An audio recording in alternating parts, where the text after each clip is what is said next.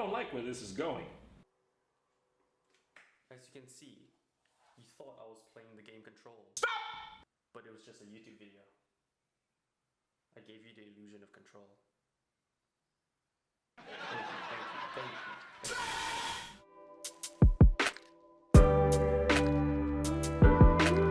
Hey everybody, how's it going? My name is James and welcome to another episode of Toasty Conversations. So I think you guys might have noticed that the camera quality and the audio quality for this video is much better compared to the previous videos, because previously I've been using my iPhone to record both the audio and the video, but now I've been fortunate enough to have an upgrade to a DSLR and a Rode microphone. So I hope you guys can enjoy the higher production quality and the higher quality videos down the road. So in this video, I wanted to tackle control, or more specifically the illusion of control. So the reason why I wanted to discuss the illusion of control more so than control itself is because personally I've struggled with the illusion of control more. So an example that I can give you that will put this illusion of control into a better perspective is, let's just say somebody comes up to you, wants advice from you, and you end up giving them an appropriate amount of advice. Good or bad, it doesn't really matter. But that person follows your advice but ends up failing anyway, or at least struggling. This is where the illusion of control comes into play, because you feel personally responsible for the outcome, which whether they fail or whether they're struggling, you personally feel accountable to that, and that messes with you because you feel gutted by the outcome or even seeing them struggle. And this gutted feeling, you go through some introspection after that, and some questions start popping up in your head of like, oh, was my advice wrong? What did I do wrong? Maybe that person didn't implement it correctly. I don't know, maybe I should have given the advice properly. All these questions pile up and it messes with you.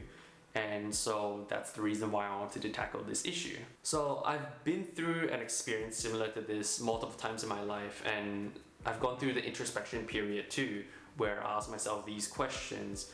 And ultimately the final question that I have to ask myself is, what do I actually have control over? And so let's define it. What is control?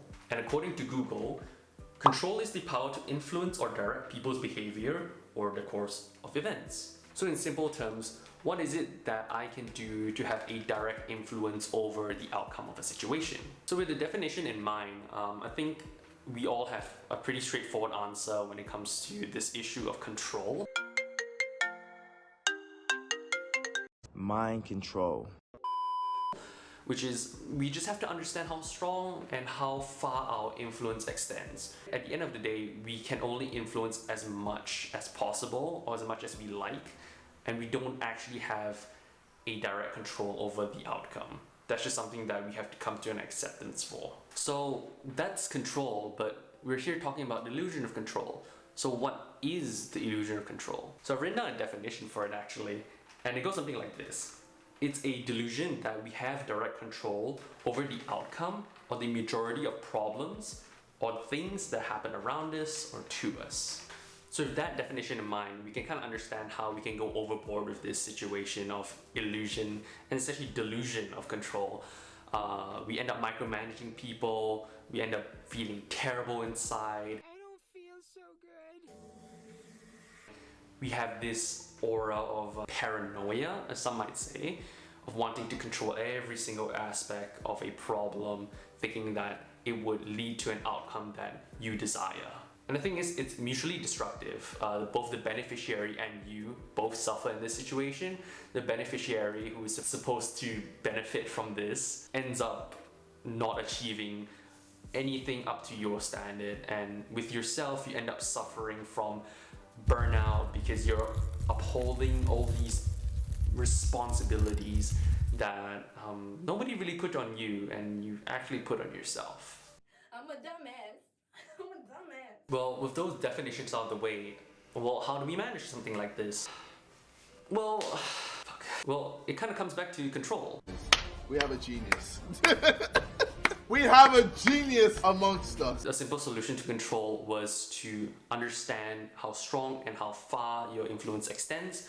Well, a bit comes back to this, where you have to understand and be very conservative in that estimation, because we can be overzealous with how we see our influence and how far it extends. So the reason why you want to do this is to calibrate your expectations to the result and the outcome. I think a lot of the disappointment comes from looking and witnessing somebody suffering or an outcome that you didn't want or didn't design in the first place. Which means that this process is going to be a long one and you're gonna fuck up. And that's okay. So when it comes to giving advice, it's a bit of a trickier one because it involves another person and can really influence a person. But it's to personally understand that all you're doing is showing them a path to a different door. That's all you're doing. You're not opening the door for them, you're not shoving them through the door. Open the door or I'm gonna throw rocks through your windows. All you're doing is showing them a path to a door. Whether they want to go through that, whether they want to break the door, burn it down, whatever, it's not up to you. And you have to understand and accept that. And whatever happens, happens. If they succeed, great, we celebrate. And if they don't, we regroup, we recalibrate, and then we fire again. And another thing that might be helpful is introspection. I've mentioned it before, but really understanding why you're feeling a certain way and how it has affected you can really be a source of clarity. Because I think a lot of the times when we act out in a certain way, it comes from how we were brought up as a kid. And I think a lot of us have not dealt with our childhood traumas and difficulties, which would definitely influence how we act as a teenager or even an adult to this day. And so really understanding and going through the introspection process does help provide a lot of clarity, and it's for yourself, it's for your understanding, and I find it hugely beneficial. So what doesn't this mean? This doesn't mean that you don't have control over anything.